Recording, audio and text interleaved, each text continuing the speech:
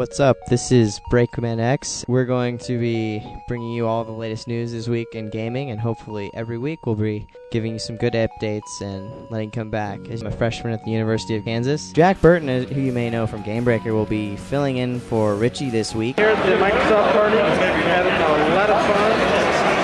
Drake is still talking to many important people like Kevin Burton. And I just got back from a Halo tournament at which I took first place in and won $100. I'll be talking about the Halo 2 video and some other nifty things from E3. Hey, yeah. So I'm going by the name of Maul on here. Kind of a strange coincidence on that. Jedi Weezer goes out, Maul comes in, so I guess we're going to the dark side persuasion on the show now. One shall stand, one shall fall. We weren't ready to handle all of these listeners. Got so many listeners out there. This is Breakman X, and welcome to the Game Show 2025. The Game Show is a celebration of video games and our collective interests mixed with a healthy dose of humor, while bringing on our favorite people in the game and movie industries as guests, except tonight, because tonight is old school night. But let's get on to some computer action. PC. Wait. Did we hear Daria? Oh my God, Daria! Sorry, Daria. I was so excited. I was so excited to read the thing. What was that experience working with Spielberg like? He's looking at the screen and he is about to yell something, and Roger stands over him and he punches him like this really hard and says, "Stop laughing. This is a serious sci-fi movie." You've got the time completely cleared from your schedule. What game would you most like to erase from your memory and then experience again for the first time? Oh my gosh. Ooh, that's a good one.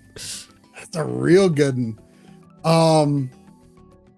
You know what would be great, honestly? I mean, this is a pretty basic answer, but Final Fantasy VII would be really good. Oh, I mean, that would be mine too. That would be mine. And I felt like I needed something really special for the ending. And it doesn't look that great now. I could do a better job now, but I had this like super tight close-up shot of the DMG screen of the ending of Super Mario Land, which has, I think, one of the greatest pieces of music in all of gaming, the credits of Super Mario. I just love that ending.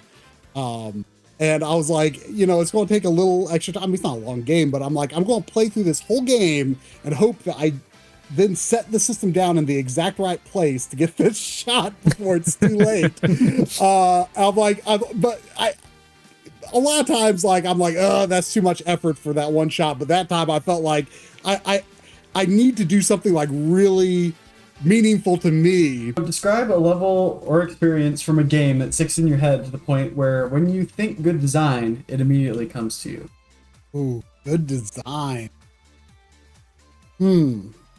I mean, I don't know if I would call out like a specific level necessarily. But people who watch my YouTube channel are probably sick of hearing me sing his praises. But Ninja Gaiden 3 for the NES is like secretly like got the best level design on.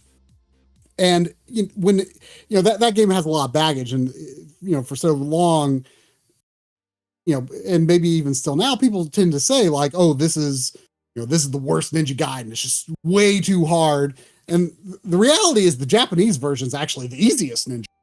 But we're gonna tell you the best games ever. Like, this list is so definitive, no one could ever argue with it. So don't even try. It's my favorite game. Probably of all time. So if anybody knows me well enough to have had that conversation, it has to be Chrono Trigger, which I'm wearing a shirt for today. There we go. Nice. No, this was great. This is one that I bought, or had actually bought for me for Christmas. I asked for it for Christmas one year.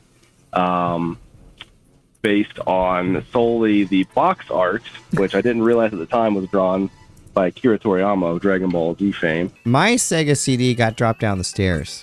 A friend was, we were moving it upstairs and he was carrying it and it dropped and it literally went kaboom, kaboom, kaboom, kaboom all the way, and it never worked again. It was not built like the GameCube. No, sir. It was no the GameCube. The GameCube would still be working. The Sega CD was like. My pick for that arcade time frame between 1990 and 1999 is Smash TV. Midway hit. It's the developer of Robotron was like, hey, what if we did this really cool idea where we made another Robotron? But then they all loved The Running Man, the movie with Arnold Schwarzenegger. And what if we made just an entire game based off that with dual joystick controls? And they blew it away. I mean, you get the little RoboCop thing with I'd buy that for $1. The MC, the bosses are huge, ridiculous. The enemies are like just kind of really varied. It's got a great little soundtrack for at least the first level. It's one of my favorite arcade machines. I will go and I will pump at least $5-6 into that thing just to make it through to the end. The best consoles of all time. We're looking at so many of them. The NES, but the PlayStation had so many amazing, especially JRPGs. And lots of genres, but I just love the JRPGs on that system.